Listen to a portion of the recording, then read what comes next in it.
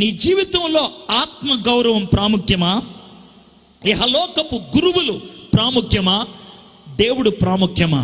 ఒక్కసారి ఆలోచించండి. దేవుడి కోసం దీవించకుండా ఒకవేళ విపరీతమైనటువంటి తెలివితేటలుంటే, బైబిల్ 400 సార్లు చదివితే, ఆది కాండం నుంచి ప్రకటన గ్రంథం దాకా ఏ రెఫరెన్స్ ఎక్కడుందో చెప్పితే ఏమి లాభం? ఏమి లాభం? ఏమి లాభం? ఆలోచించండి. మీ బతుకు యేసయ్యను చూపించగలుగుతుందా? మిమ్మల్ని చూసి 10 మంది యేసయ్య దగ్గరికి రావాలి అనే తపన కలుగుతుందా? యేసయ్యను ప్రదర్శించగలుగుతున్నారా?